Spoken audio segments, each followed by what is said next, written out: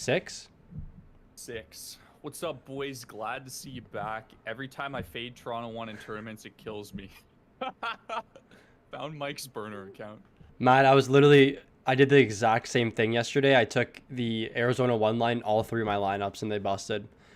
They were such a good look last night. Like, I don't know. It was so hard for me to get away from them, especially at that ownership. Like, they were like 6%. But I remember, I don't know what I was doing. I think I was prepping one of my videos last night, and I go look at my hockey app and I see 6-2 Toronto. I'm like, oh no. And then I see a message from you, Clarky. You're like, I love Austin Matthews. And I'm like, well, something happened. But Yeah, he's something else, dude. I think he's cursed because like he won't ever score a hat trick. yeah, I know. But I'm he'll get shocked. like 2 goals a game. What's up, a channel? Love goes by. Brady Brett Pesci at 4,300. Oh no. Love seeing this. I wonder who's gonna be next. We'll find the next guy to go up to the 4K mark. Maybe Strawman. All over me. Yo, I saw last night. I looked in someone's lineup. They had Provorov. He was 0.6% owned last night.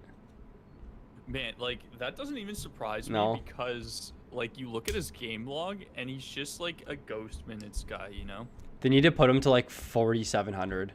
Like, I think that's a good price point. Who do I pick up? Lee, Palat, Marchessault, Kubalik. Definitely between Lee and Palat. I think Palat's really underrated rest of season. Top line on Tampa and top power play. Someone dropped him in one of my leagues and I picked him up instantly, and he's actually been pretty hot for me.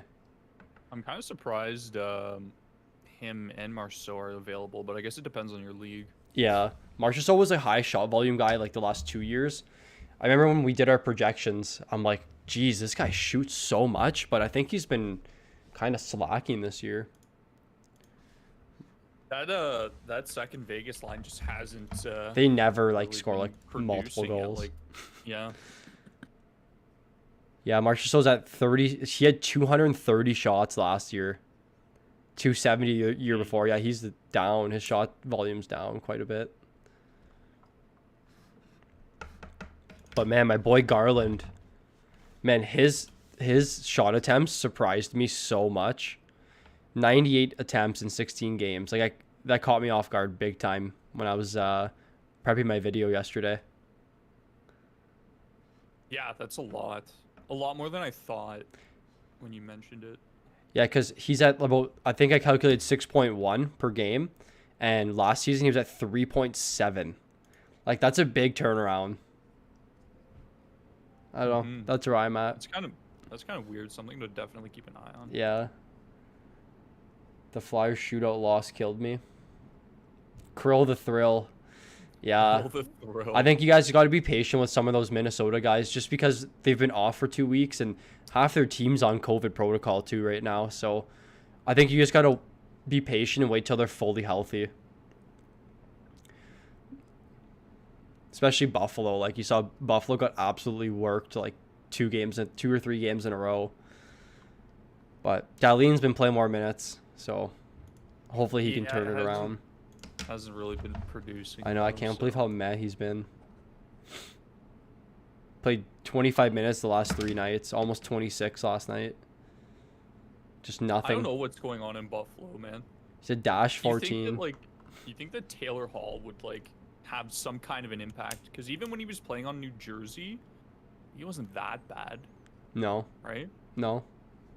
No, he was MVP 1 year in New Jersey, but I remember reading a comment when I first started making some videos with regards to Hall. Like, someone mentioned that he makes line mates worse. Like, he's like a bad player to have on your line.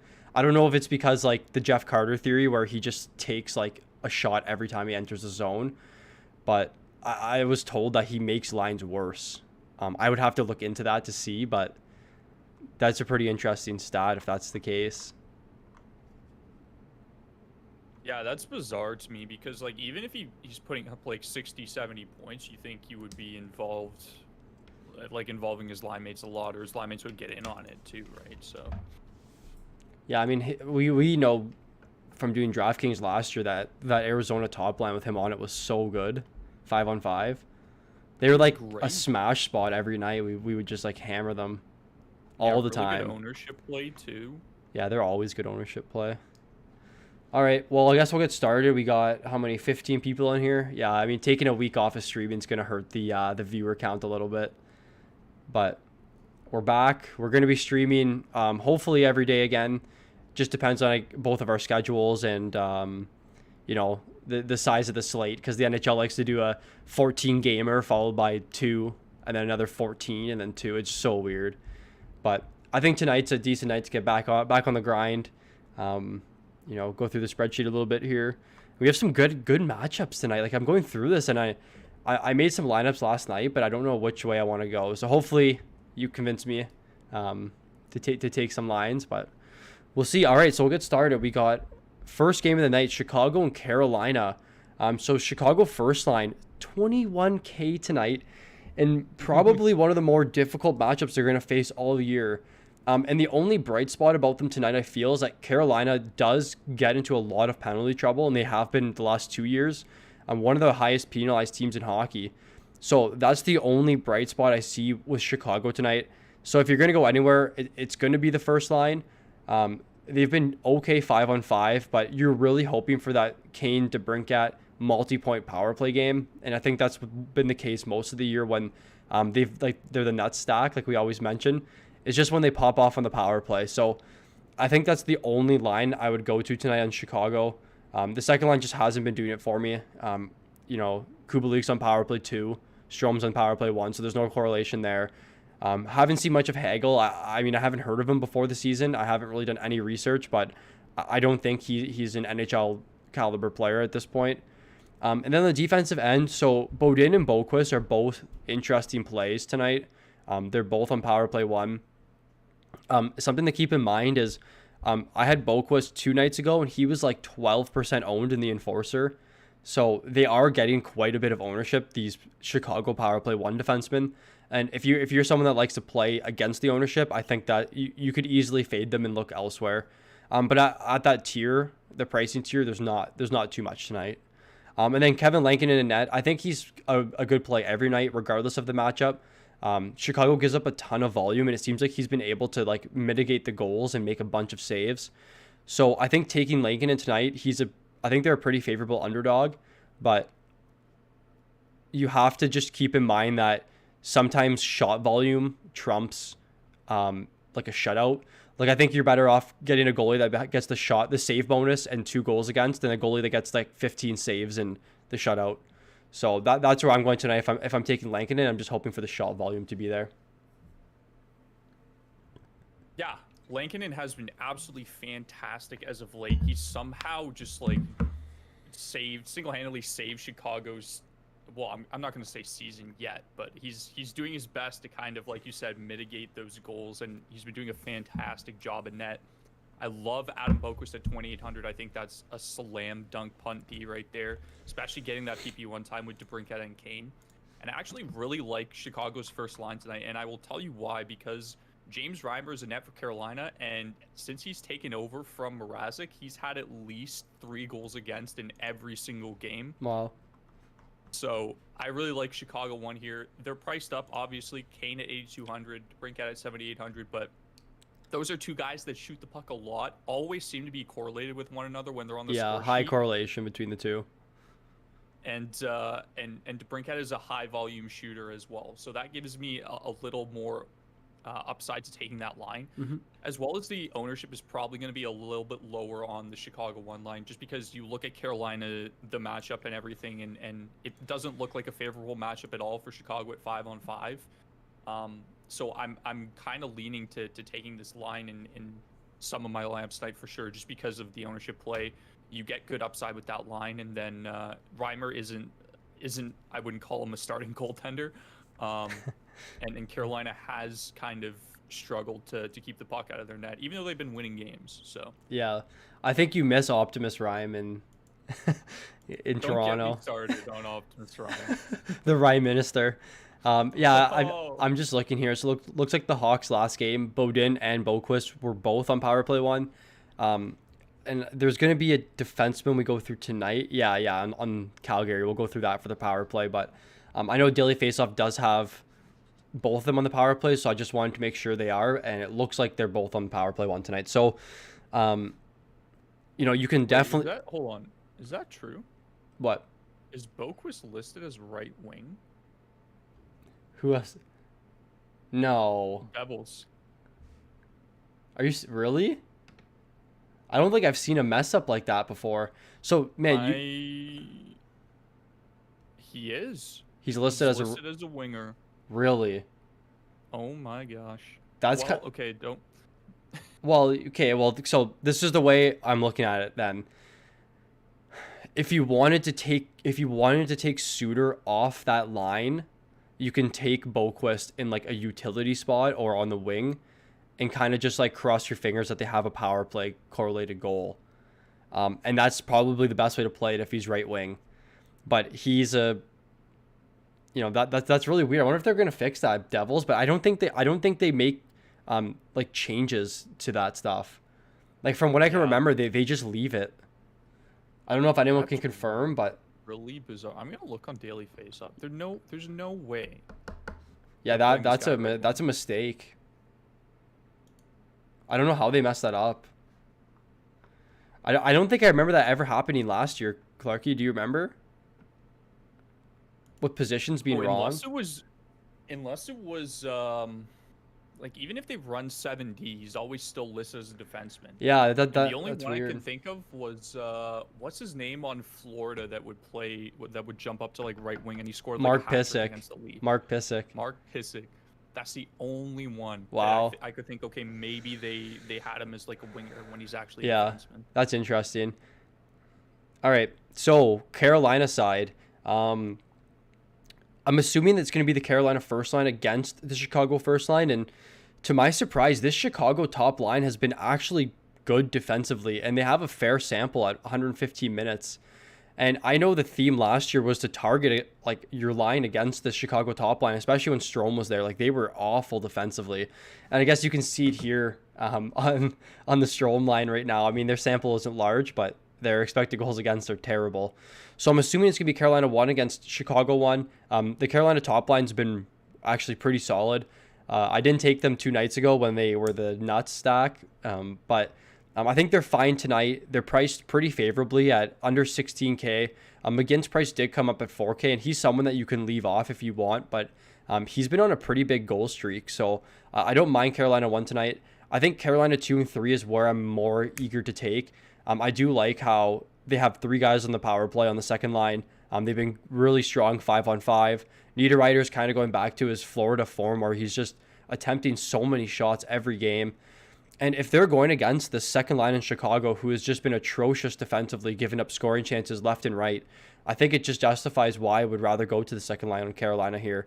And then at the 15-1 price tag, I think it's a fair price. And you can definitely fit it with other teams' first lines, and we'll get to that. Like someone like Florida, where you combine both lines, it's 31K, so still gives you a lot of price between your 2D and your goalie.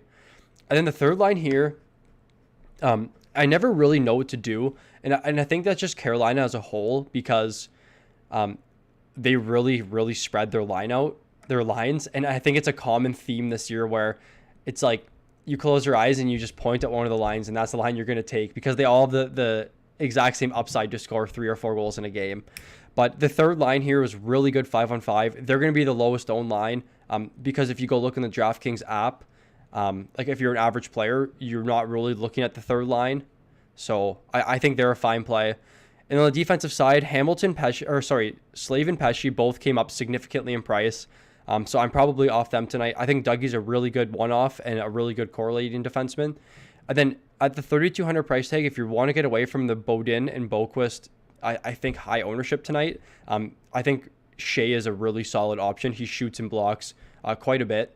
And he's a guy that you're just hoping has a little breakout game. But if he doesn't, he has a pretty high floor in comparison to other defensemen at that price range. And then James Reimer, 8,300. He's a favorite tonight. I don't think he's going to get too much ownership. So if you want to correlate him with your Carolina stacks to get away from the chalk, then I think Reimer's a fine play. Yeah, for sure. Reimer's price, though, is the only thing I'm not worried about. You're kind of hoping that Chicago does take a bunch of shots and that Reimer manages to keep it to like 2 goals against. But he's just been not good in that category since taking over from Mrazek due to the injury. So I think there's better goalie options tonight, especially based on Reimer's price at 8,300. Dougie Hamilton, always a great play. Big shot volume guy, 6,800. That's fine. Power play one time. That's even better. Always a good play. I will talk about Carolina's third line. And if Mike is right, and it's the case where that's the line that's going to be the most under-owned, I'm going to take that line. Because that line's been absolutely fantastic. In their last 5 games, they've all had points in every single game. Svechnikov is a pretty big shot volume guy. He scores a lot. Jordan Stahl's been absolutely fantastic. If you go and look at his game log as well, he's not too much of a peripherals guy, though, which kind of scares me for him being at 6K.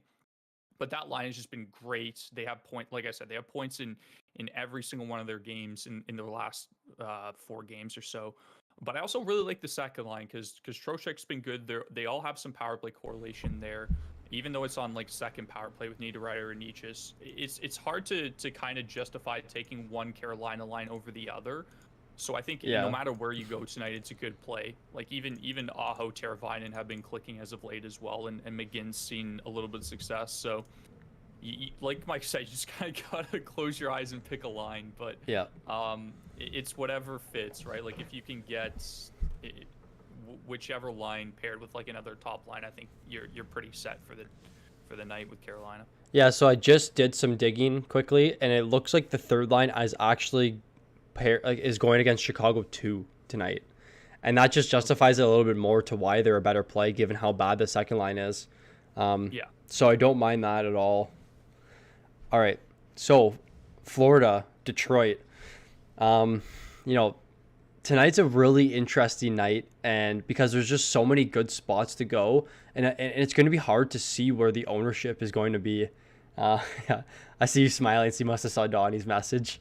But this Florida top line, I think, is the line to go to tonight. I don't like Florida 2 at all, to be honest. I'm just not a fan of their 5-on-5 numbers, and that's kind of what you're hoping for in a line. But if you do go for them, it's just because of the power play correlation with Huberdeau and Hornquist, and you're kind of hoping for a few power play goals against Detroit, and that's what we've seen in the past in these games. But I'm on Florida 1 tonight. I like them quite a bit. Barkov's price came down like 1K, and they're in a better matchup tonight. So I don't know why that happened. Duclair also dropped below 5K, and then Verhaeghe's at the 5,100 mark, which is a little expensive. And I do think if you want, you could leave Verhaeghe off and even substitute him for Huberdeau at a $500 premium in comparison to Verhaeghe's price. I don't think that's a bad option at all to do. And then you get the Barkov-Huberdeau power play correlation, and you're hoping for the Huberdeau 2 goals, 2 assists night. But definitely like Florida 1 tonight. They've been great 5-on-5. On the defensive side, I still am not getting to Yandel. It's just so hard for me to play someone that's only playing 17 minutes. But he is solely a power play correlation play. So if you're taking like Barkov, Duclair, Huberdeau, I think you're fine to take Yandel and Ekblad with them. And Yandel 4,100 is a lot better than when we saw him at like the 5,500 to 6K mark. And then I did like Uyghur when he was cheaper, but not tonight. Anton Strollman, he's power play 2. He's been playing a lot of minutes. So he's a solid punt option. I know Don tweeted about it on our Fantasy Puck Twitter as one of the best value defensemen 2 nights ago, and he ended up scoring and having an assist. So I don't know what's going to happen in this Detroit game. I think Florida's going to be up quite a bit, and they're going to be playing their depth lines, and that gives Strollman a little bit more of an opportunity tonight. And then Chris Driedger, he's the best play, the best goaltender by far tonight. 7,900 price tag. He's under 8K. He's a pretty big favorite, and they're going against the Detroit team who is scoring 1.9 goals per game right now. So it's going to be hard for me to get away from Driedger.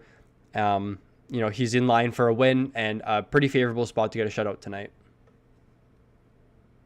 Yeah, Driedger's been he's been solid. since kind of taking over there from Bob, I won't get too much into that situation because that's just an absolute nightmare if you're a Florida fan. Yep. But I like Ekblad. Ekblad's been surprisingly good this year. And typically he's somebody where we just see him do well in terms of peripherals, but he is starting to kind of up his production a little bit as we see Florida actually being an over 500 team for once this season. So I like him. He's not too priced up. Like he's not like where Dougie is at over 6,500. I think that's a good price at 55, considering how much time on ice he gets per game. And I think if I'm going anywhere, it's Florida 1 tonight. Actually, I lied. I'm gonna have some Florida power play stacks. Every time I look at these two lines, and I'm thinking, okay, I like the first line because they've got Barkov and they're really good at 5-on-5. But Verhaeghe's obviously priced up way higher than he should be, and Duclair hasn't been his normal shooting self as of late either. And then it always seems like the second line is involved in a lot of the scoring, even though Hornquist has kind of come back down to earth. Wenberg doesn't really shoot a lot. Never. But he is priced at 35K. So I think a good option here, and Mike has suggested this in the past, is just to take a power play stack, especially against a team like Detroit. That's probably. Do you know how they are at like how often they take penalties? Just yeah. I think I saw 9.3 PIMs per game. Okay. I can get it up for you quick. They're at 8 penalty minutes per game. So excluding fights, I would say that's a little over 3 minor penalties per game. But their penalty kills 73%, which is one of the worst in the league. Right. So if they take a lot of penalties and they're bad on the penalty kill, then that just gives me a little bit more inclined to pay up and get the full power play stack. Yeah, absolutely. And I do think you're able to put Huberdeau there over Verhaeghe on that top line. All right, so Detroit side. I know you guys have probably heard me rip Jeff Blashill a few times because has never... Like, I don't understand why he was hiding Mantha on the third line, fourth line, power play 2. Like, he's one of their top players, and he's just like... I don't know if Mantha came into camp out of shape. Maybe it's because he didn't play for over a year. I'm sure that's a pretty big factor, but finally, we see Mantha up on the top line. Really cheap price tag tonight. I love Larkin at 5,500. I think Florida is... I'm still staying true to my Florida fluke theory. I've had a few messages. I've had people that like went back and on the stream when I said it 2 weeks ago and have commented on it saying, are they really a fluke? But I'm still staying true to it. I don't think bringing in like 2 extra players makes them this all of a sudden playoff team. So I do think Detroit 1 is a good option tonight, and they're really cheap. You can fit them with majority of the top lines, and you're getting 3 guys on the top power play unit in Florida. So I mentioned Detroit struggling on the penalty kill, but Florida also is struggling a lot on the penalty kill. They're at a 76% clip on the penalty kill, which is 24th worst in the league. So if Detroit can string together 2 or 3 power plays and maybe score on 2, you can definitely see Larkin and Mantha being a part of that. And at their price tag, you're only really needing like 2 full line goals to pay off their 5,500 and 4,500 price tag. So I think if you're looking for a cheap filler stack that's going to play over 20 minutes tonight, that's your line. And then these Detroit depth lines, I'm not even going to mention. There's just nothing I like there at all. And then on defense, same thing where I think you're okay to go with John Merrill for the power play 2 and just the minutes, but Hronik's too priced up, and then Christian DeJeus. I know Don is the only one that really, really likes him. And then Thomas Greiss, 6,900. That's just if you really want to pay down and correlate with your Detroit stacks and to get like, some more expensive players in. But with Greiss, you're really, really hoping that he just lets in like 2 or 3 goals tonight and gets like 30 saves. And that's definitely an option, and that could happen, but he's definitely not in line to get a win tonight. No, not at all. Yeah, if you're a Detroit fan or you're a Draftkings fan, like this is a good look. Seeing that Larkin and Mantha are back together with Zadina. Even though like it's Zadina on that line and not Bertuzzi, I think he's still out for 2 more games. So hopefully when he comes back, they put that full line back together because they were really good last year.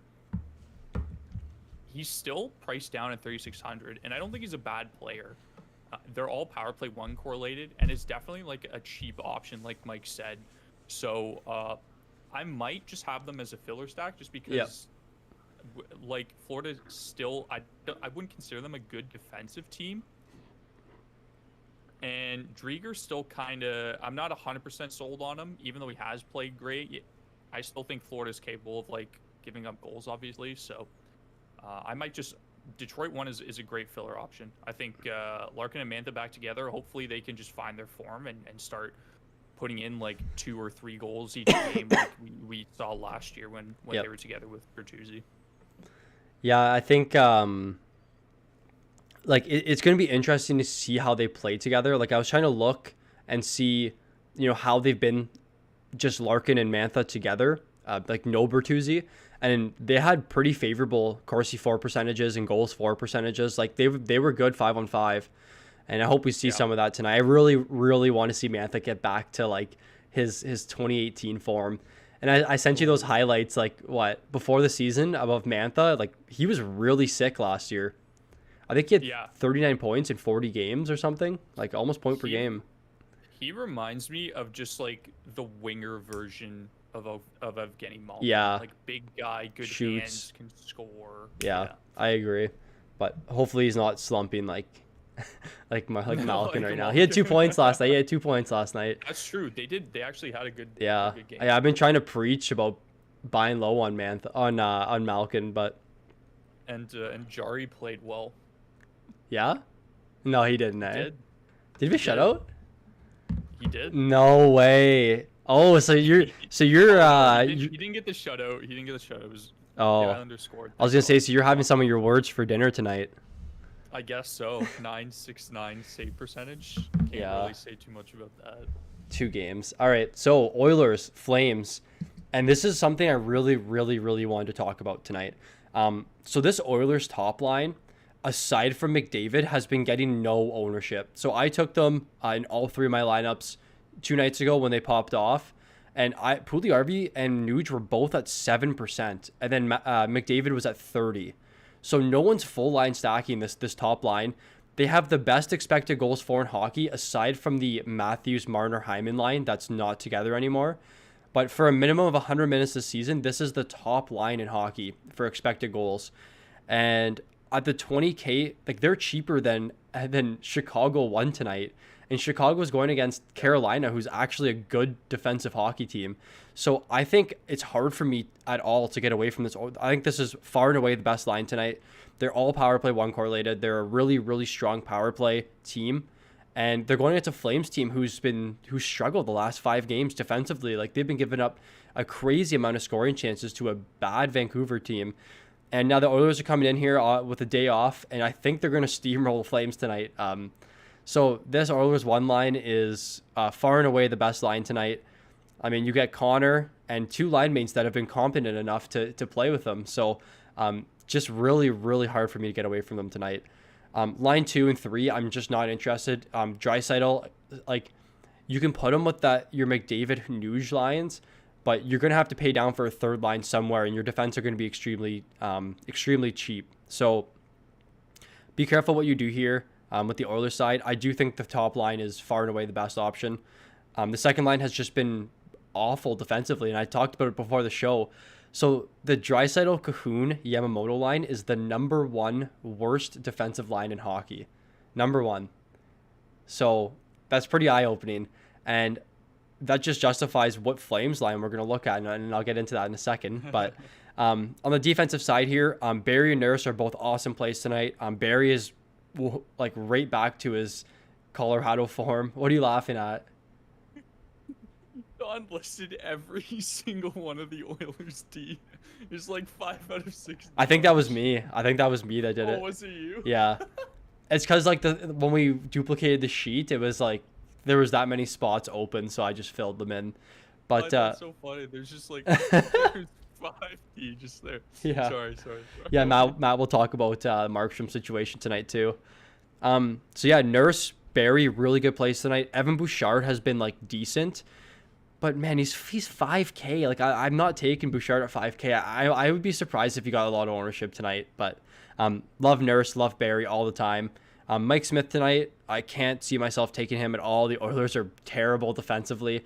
The Oilers goalies have been really bad too. So Oilers won. Oilers won tonight. Oilers won, and give me some Nurse and some Tyson Barrie. It's a great look. I didn't know that first line was less expensive than Chicago one. Yep. Which kind of baffles me, but I guess like it's a really good look for the Oilers tonight. Like you said, Flames have kind of struggled as of late. No Markstrom in net, like we mentioned. Matthew, thank you for that. And yeah, like there's no reason to take the second line for the Oilers. Like they've just been bad. And even if Draisaitl and Yamamoto combined for 2 points, then like I'm okay with losing the Slate because of that. There's no upside to taking that line at all. And those numbers that you said where they're like far and above the worst defensive line in hockey is ridiculous, because like Draisaitl was like Hart caliber last year, right? Like he and they broke up him and Nuge when they were lined together. I believe it was him, Nuge, Yamamoto last year. Yeah. They were outstanding. And it's now just the Connor McDavid show. Now that no surprise. Yeah. So it's Oilers won tonight, and it's a good look for sure. Yeah, like the Nuge, Draisaitl, Yamamoto line last year had a 2.26 expected goals against, which is like, that's pretty good. And then they're at a 2.93 this year with Cahoon there. So just a mess. Wow. Yamamoto hasn't been shooting the puck at all this year either. So I don't know what's going on. I might drop him. He has actually dropped in one of my leagues, but I have him in my big league, and I'm contemplating dropping him right now because my league has hits and shots, and he has like neither. He doesn't do either. So right. Still no power play time for him either, which is questionable, as I've mentioned on multiple occasions. All right, so Flame side, and this is what I wanted to talk about. So from what I looked at and the matchups from the prior game when the Flames were at home, it looked like they hard matched Lindholm to Chuck Mangiapane against the Draisaitl line, and that's the spot tonight. So you want to pick the line that's going against this brutal defensive line 5-on-5. They have really, really good numbers. The Flames won. I know, and you know as well, that the Chuck Mangiapane duo last year was outstanding. Like one of the top lines in hockey when they had Backlund centering them. And I think adding Lindholm here at a $5,800 price tag, power play 1, he's a high point getter. I think that even makes the line even better. So at the 16.4 price tag, they're extremely affordable tonight. And I do think you can game stack this, and we don't like to talk about game stacking, and I don't like doing that. But if you game stack the Oilers and the Jets in that matchup when it was 6-5, you cashed good that night. So I think Flames 1 is in a really favorable spot tonight. They've been good 5-on-5. It's just a matter of time before Matt Tkachuk scores 2 or 3 goals because he's just nonstop battling. Oilers defense has been atrocious. Mike Smith, not a good goalie. He's 38 years old. He had 2 outlier starts, and people were like talking about how this guy is like going for Vezina all of a sudden. But really like Flames 1 tonight. I'm not too excited about Flames 2. Brett Ritchie's there. I think he was he was the Stars draft pick. I think if Donnie's in chat, he'll probably answer that. But I think Brett Ritchie comes from Dallas, and there's just not too much to like. I know Gaudreau's been good, but the shot volume's just not there with this line for me where I'm happy to play them and to give me a high enough floor. Like you're kind of banking on like 2 goals from Monahan and Gaudreau. And then on the defensive side, so and this is what I wanted to talk about. So guys, I know I've been hyping up Rasmus Andersson. He was a good stream option for like the last 3 weeks, but it's probably time to cut ties with him. They are all over the map with who they want in their top power play on D. I looked into it. Giordano played a minute 50, Anderson played a minute 30, and Valimaki played a minute 15 on the power play. So I don't think the Flames know. We don't know who's on the top power play. So Valimaki's fine at the $3,600 price tag, in the assumption that he's on the top power play, but because we don't know, I'm not going to be taking him tonight. And then Riddick is going tonight, the top 5 goalie in the league. According to FP Varelli, he's a top 5 goaltender. Definitely a smash spot for the Oilers against Riddick, who is a well below average goaltender in the league, and well below average goaltender for both sides tonight.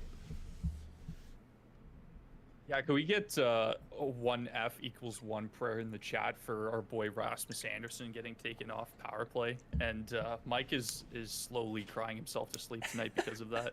But I think outside of the whole Rasmus Anderson situation, it's a good spot for Valimaki. Obviously, like he's priced down 3,600. Hopefully, he gets like a couple of assists. That's kind of in like the no man's land price range as well. So that gives me a little bit of hope in terms of like a D to potentially take there. I don't know how his peripherals are. I'm gonna check. Do you just know off the top of your head? Valimaki? Yeah. I don't, but I can get them in like 2 seconds. He had 4 shots last game.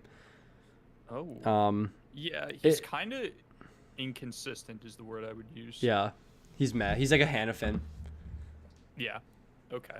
So line 3, always a good line to take for the Flames. Like cheap.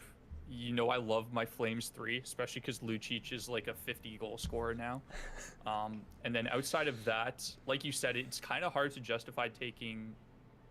Well, in my opinion, it's hard to justify taking one of the top 6 lines here, just because, other than the top line, like I know you love the Mangiapane, Lindholm, Kachuk line, and they were really good. You're right, last year, when they were playing with Backlund, but it's a floor thing, and I think there's better options tonight, especially in a very favorable matchup against the Oilers and a Flames team that has struggled to kind of like I'm gonna say struggled to like be the nut stack. Yeah, never. You know, like you take this line and you're thinking like, okay, Lindholm, Kachuk's a really good volume shooter. Mangiapane's now up on the top line. You don't have to worry about somebody like Dylan Dubé or Sam Bennett. You're getting what you pay for with that line. And you kind of expect them to get like a couple full line goals, and they just never seem to do it. Yeah. You know, like in real life, they're great, and they've been like Goudreau has been really good as of late too. Yeah. So I'd maybe be a little bit more inclined to go there, just because they're also the cheaper option as well. But I love the Flames 3 line, always do, especially against this Oilers third line. Yeah, I don't have to get into that. Self-explanatory. Yeah. But yeah, it's kind of a one-sided matchup here for me, and I'm probably leaning heavily more towards the Oilers. Yeah. All right, man. You can use Edmonton 1 and Draisaitl with Detroit 1. Kind of tasty. Yeah, that is pretty tasty. And yeah, and the way I'm looking at it with this Detroit 1 line is you're getting a top line for 13-6 tonight. Like they're gonna play 20 minutes each. They're gonna play on the power play. Yep. Like, they're a terrible team, but you're still getting a first line with 2 very competent players for 13-6. So I think it's just a good spot. I saw Thomas's message was retracted, but he asked who was more likely to fight tonight, Josh Archibald or Milan Lucic. I would say Lucic probably, and that's who I think everyone else would want to watch fight. You'd even throw Kachuk in there too, yeah. Especially if the Oilers get up by a couple goals and he just starts getting angry and does some Kachuk-like things. Yeah. Lucic Fight Club still remembered here in Boston. Man, Lucic probably misses Boston so much, but I mean, when you're getting paid $7 million to play on the third line now, I don't think it's that bad. All right, so Winnipeg, Vancouver. This is a big question mark game for me, and it's going to be hard for me to decide where I want to go tonight, but I'm going to make the bold statement and say I don't like Winnipeg 1 tonight. They're not good 5-on-5. I'm assuming they're going to be hard match against the Horvat line, who's actually been really good 5-on-5. And we both know Höglander has been a takeaway machine this year. He's like top 3 in the league for takeaway, so he's been a defensive like star for the Canucks. And then adding in Horvat there with the hard match, I think the first line's going to struggle a little bit against Vancouver 1. But Vancouver's terrible defensively, and we know that. They're the worst defensive team in hockey right now. But they have stepped their game up the last 3 games, so maybe this is a sign of them turning their season around a bit, but not too excited about Winnipeg 1 at the $18K price tag tonight. I feel like they're going to spend a lot of time in their zone, and they're super reliant on clicking on the power play. So Winnipeg 2, I think, is a much better spot. And I'm so happy that Maurice put this line back together. They are uh, one of the best 5-on-5 lines. And I know that the McDavid line is a 3.86. And I said that they're the top line, but that's with a minimum 100 minutes of sample. So they only have 70 minutes of sample. So this line actually jumps the McDavid line if you lower the sample size a little bit. And they've been great. So the price tags are down a little bit. I did love Copp at 4K. Like, that line was so sick when Copp was at 4K. But I think the way to play this tonight is I'm going to be looking at the second line, and they're going against the Pettersson line most likely, who is a much more favorable matchup for them. But they're 16-8, and we've mentioned lines at that price tag, like Flames 1 and Florida 1. So you kind of just have to pick what spot you think's the best. And line 2 is in a good spot tonight, so they're probably one of my favorite out of the three. And then the line 3 has actually been surprisingly really good. And I was looking into their game logs, and they actually produce a bunch of chances. So don't mind Jets 3 tonight if you're really desperate for a cheap filler. And then on the defensive end, I'm never excited about any Winnipeg defenseman. I hate that Morrissey's on the first power play, and I'll never stop saying that. And Hellebuck is 7,700 is actually a pretty good price for him. He's a correlation play if you're going to correlate him with your Winnipeg stacks. Yeah, super, super excited that Winnipeg 2 line is back together. Do we know how long Dubois is out for? I don't. I haven't looked into that. Okay. Just out of curiosity. Yeah. Because I really hope they keep this line together, and I hope it's just not like a one-off thing because Dubois is out of the lineup. Because they've, as you can see, been absolutely fantastic in terms of expected goals for. They are a little bit pricey, though, and that's the only thing that I'm hesitant about. Like, it's going to be hard to fit them with another top line and get, some half-decent defensemen in your lineup. So that's kind of the only issue that I'm having with that line. Like you said, it was great when Copp was down at 4K. Even Ehlers being close to 7K is just super, super expensive for me. And I think that's kind of the only spot where I'm going to go tonight. Just because I think Vancouver is trending in the right direction. You'll probably see the Horvat line match against that top Winnipeg line, like you said. And if Winnipeg 2 goes against Vancouver 2, then I really like the matchup for Winnipeg 2 there. Yep, absolutely.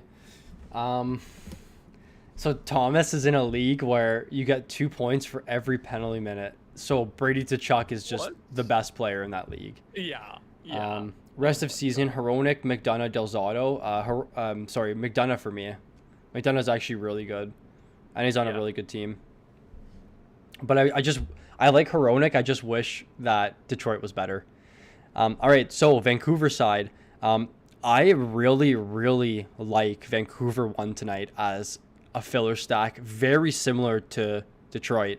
And my reason being is I think they're going against this Winnipeg line, they are number 2 worst defensive line in hockey behind the Oilers top line.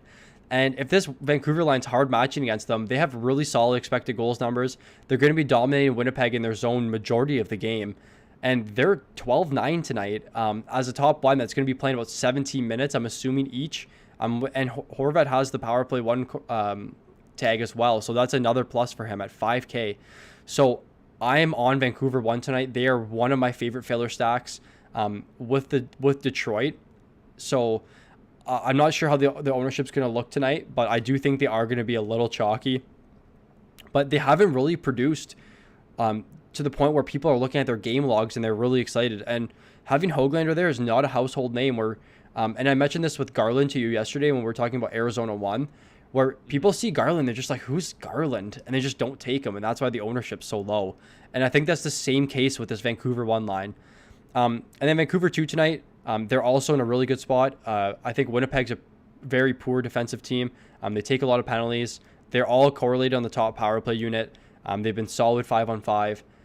And this is just a matter of them putting together a few power play goals and getting Pettersson on the board too, because he's been slow. But I think he leads the league in posts and crossbars hit. So from when I last watched, I think he had 9 posts in crossbars hit. So think about half of those going in, like four of those going in. Yeah. And then you're looking at Pedersen, you're like, wow, he's having a good season. He has 12 goals. But, players are unlucky, and we're both hockey players ourselves, so we know how the game works. And sometimes you just don't get the bounces your way. On the defensive side here, Hughes is fine. I'm actually pairing Hughes with my Pearson, Horvat, Höglander line, just because they skate 5-on-5 with Hughes. And then Hughes and Horvat actually have the highest correlation on the team. And that this is Hughes in comparison to Miller, Besser, and Pedersen. He actually has the highest correlation with Horvat over all 3 of those players. And that was a big surprise to me. So I think pairing Hughes with that top line is fine to do. And he's been playing a ton of minutes this year. He had like a 4-minute shift when I watched the game against Calgary, and then took a penalty because he was just dead. But Demko here, 7,300. Tough matchup. Vancouver's a bad defensive team, but the bright thing to take away from Demko right now is that he is now the starting goalie in Vancouver, and we predicted that before the season. For sure. Yeah, I looked at his playoffs last year, and I thought, okay, like he's gonna start this year for sure. Like, and then they went out and got Holtby, and then I'm like, what are you guys doing? so sign Tyler Toffoli, please. Don't go out and get Braden Holtby. But yeah, I think like the first line for Vancouver has been surprisingly good in terms of the fact that, yes, they don't get a lot of points, but all of their, like, even Pearson, like over the past couple games, he's averaged around like 3 shots. Höglander's shot volume has gone up. He's had like a couple 5-shot nights. So it's not a bad play at all to go with the first line, especially if they're matched up against, like Mike said, Winnipeg's first line as well. So that's a good option. I always take, no matter what Vancouver top 6 line I'm taking, I always take Quinn Hughes because of Mike said, like he digged into that correlation and found that Hughes and Horvat really seem to click.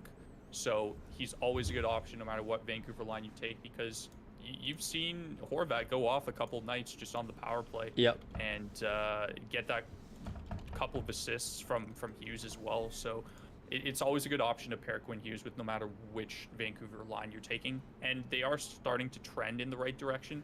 I'm really worried that this is the game that's going to break the slate, and we just see like one of these 2 offenses just go off on like a power play and have like 3 points. So like there's a lot of good looks tonight, and this game is the one that I'm most confused about. Yeah, I'm excited to watch some of these games tonight though. Yeah, Vancouver Winnipeg is gonna be interesting because I'm not sold on either of the defenses, and they both have 2 really good goalies in net. So it'll be curious to kind of see where this game will go. But I like Vancouver 1. Vancouver 2 is always a good option. All 3 of them power play correlated. Those are players. That second line is a line that is potentially going to be the nuts on every single slate, right? Like you have to remember that. Like these are elite players playing together. So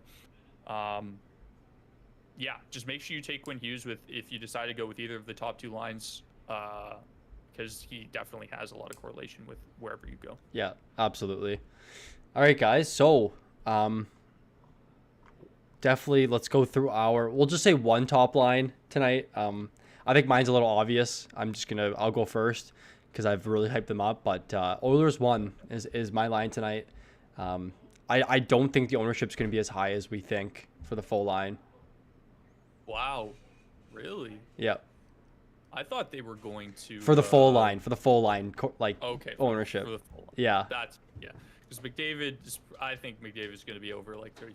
Yeah, and then, well, it's the same thing with Matthews. I think last night, I didn't take them, but I know Matthews was 40% last night, and Marner was like 10.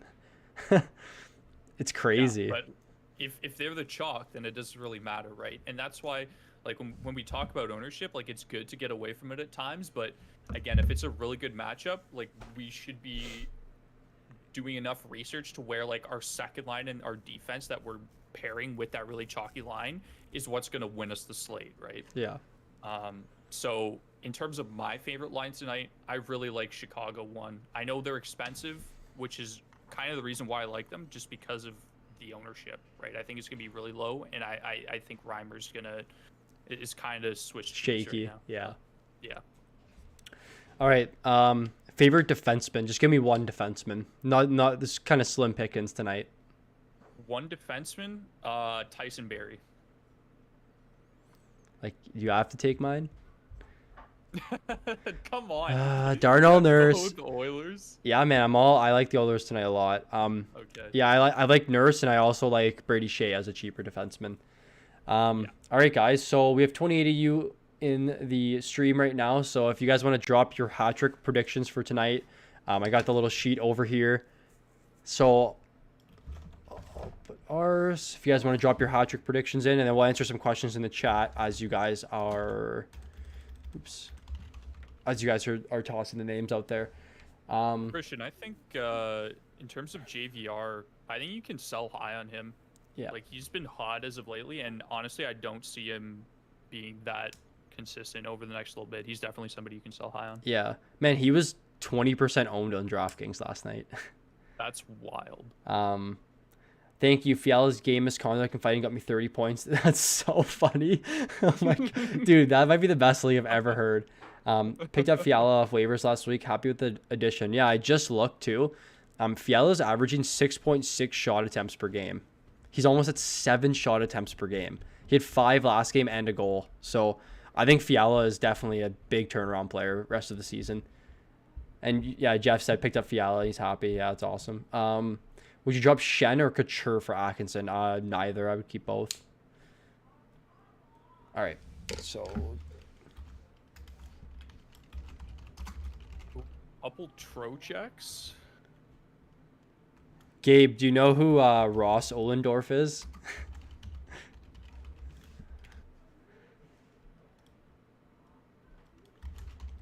I think a channel is the only one that would know who Ross Ohlendorf is. Fiala or Bjorkstrand rest of season? I'd probably say Fiala. Yeah, that's Depends on close. your league, though, Kyle. Fiala's shot volume is just insane right now. Logan Couture or Joe Thornton? Logan Couture.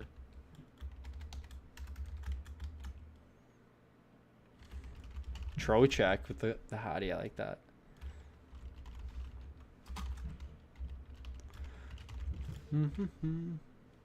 Oh, we got 2 Trochecks in here. Doubling up tonight, guys. It's a bangers league on steroids. Dude, that league is so funny.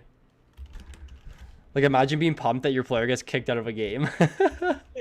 Yeah. Oh. Ethan with the Gaudreau. I like that.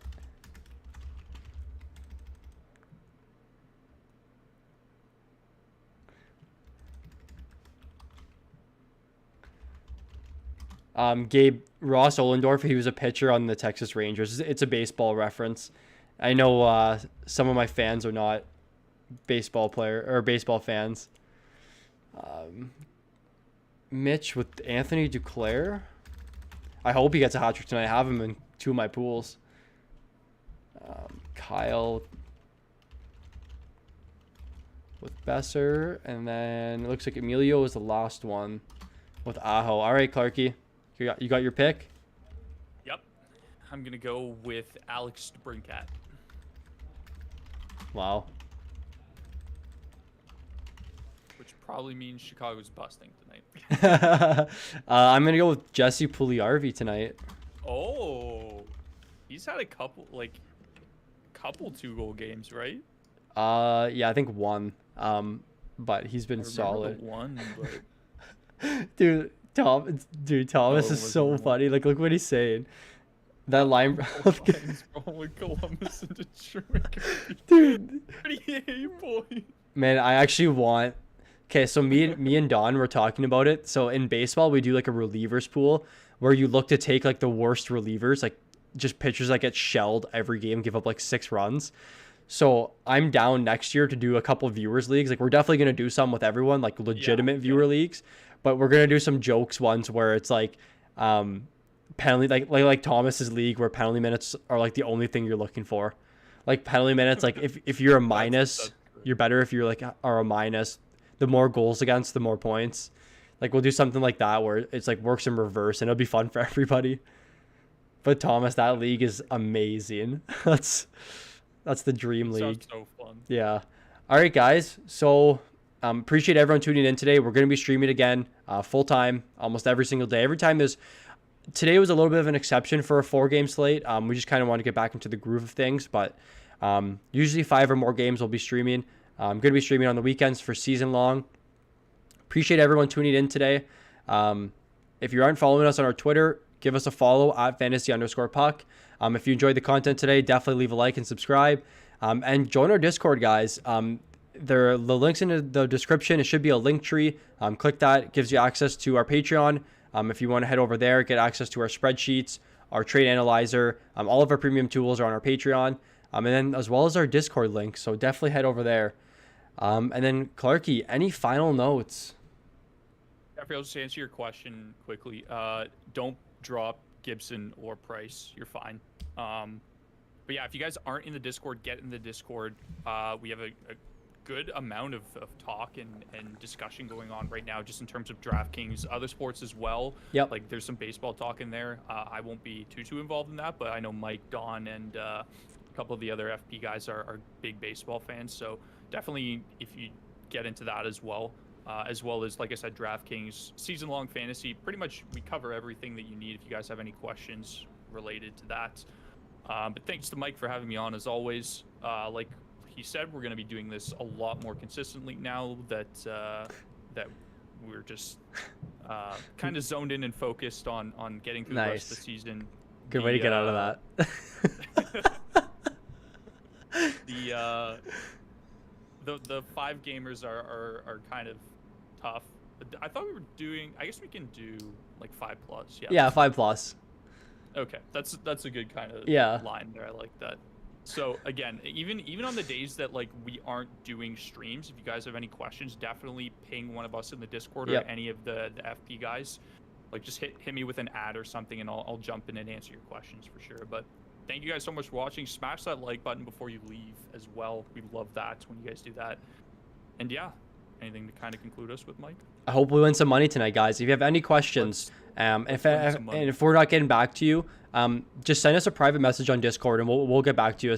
You know, sometimes there's a lot of messages. I slowed some of the channels down because, you know, Migs was messaging in the chat 500 times a minute. So picking on him exclusively. But yeah, thanks everyone for tuning in. I love talking to you guys. I love spreading the knowledge to everyone and helping everyone get better at fantasy hockey every day. So good luck everyone tonight, and let's win some money.